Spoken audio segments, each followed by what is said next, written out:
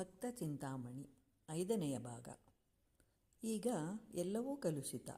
ಅನ್ನ, ನೀರು, ಗಾಳಿ, ಉಪಯೋಗಿಸುವ ವಸ್ತುಗಳು, ಹೀಗೆ ಎಲ್ಲವೂ ಕಲುಷಿತ. ಆದ್ದರಿಂದ ಅನಾರೋಗ್ಯ ಹೆಚ್ಚಾಗ್ತಾ ಇದೆ. ಹೀಗಿರುವಂತಹ ಪರಿಸ್ಥಿತಿಯಲ್ಲಿ ನನ್ನ ಸ್ವಂತ ಶಕ್ತಿಯಿಂದ ಬದುಕಿ ಜೀವನವನ್ನು ಸಾಗಿಸಲು ಸಾಧ್ಯವೇ, ಓ ಪರಮಾತ್ಮ? ಆದ್ದರಿಂದ ಇಂತಹ ಕಲುಷಿತವಾದ ವಾತಾವರಣದಲ್ಲಿಯೋ ನಾವು ಆರೋಗ್ಯವಂತರಾಗಿರಬೇಕಾದ್ರೆ, ಆನಂದವಾಗಿರಬೇಕಾದ್ರೆ ನೀನೇ ನಮ್ಮನ್ನು ಕಾಪಾಡಬೇಕು, ರಕ್ಷಿಸಬೇಕು, ಓ ಅನಂತನೇ ಅಂತ ಹೇಳಿ ಪ್ರಾರ್ಥಿಸ್ತಾ ಇದ್ದಾನೆ ಕವಿ.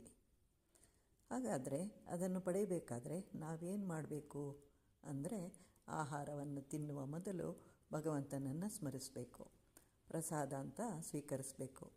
ದೇವರಲ್ಲಿ ವಿಶ್ವಾಸವಿಟ್ಟು ಬೇರೆ ದಾರಿ ಇಲ್ಲ, ಆದ್ದರಿಂದ ಸ್ವೀಕರಿಸ್ತಾ ಇದ್ದೇನೆ ಅಂತ ಹೇಳಿ ಪ್ರಾರ್ಥಿಸಿದಾಗ ಖಂಡಿತವಾಗಿಯೂ ನಮ್ಮನ್ನು ರಕ್ಷಣೆ ಮಾಡ್ತಾನೆ.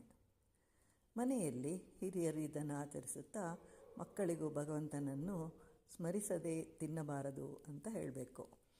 ಇದಲ್ಲದೆ ಬೇರೆ ದಾರಿಯೂ ನಮಗಿಲ್ಲ.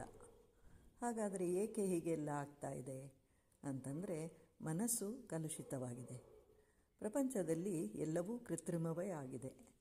ಯಾರ ಮಾತುಗಳಲ್ಲಿಯೂ ನಂಬಿಕೆ ಇಲ್ಲ. ಎಷ್ಟು ತಿಳಿದುಕೊಂಡರೂ ಏನೂ ಬದಲಾವಣೆ ಇಲ್ಲ.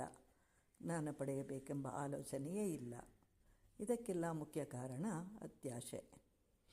ಹಾಗಾದರೆ ಅದನ್ನು ಹೋಗಲಾಡಿಸುವುದು ಹೇಗೆ ಅಂತಂದರೆ, ಕವಿ ಹೇಳ್ತಾನೆ, ನಮಗಿಂತಲೂ ಹೀನ ಸ್ಥಿತಿಯಲ್ಲಿರುವವರನ್ನು ಹೋಲಿಸಿಕೊಂಡು ನೋಡಿದಾಗ ನಾವೇ ಉತ್ತಮರು ಅಂತ ತಿಳಿಯುತ್ತೆ. ಆಗ ಆನಂದವಾಗಿರಲು ಸಾಧ್ಯ. ಹೀಗೆ ಕಲುಷಿತವಾದ ಪ್ರಪಂಚದಲ್ಲಿ ಕಲುಷಿತವಲ್ಲದೇ ಇರುವುದು ನಿನ್ನ ನಾಮಸ್ಮರಣೆಯೊಂದೇ. ಆದ್ದರಿಂದ ಅದನ್ನು ಮಾತ್ರ ಮಾಡೋಣವೇ?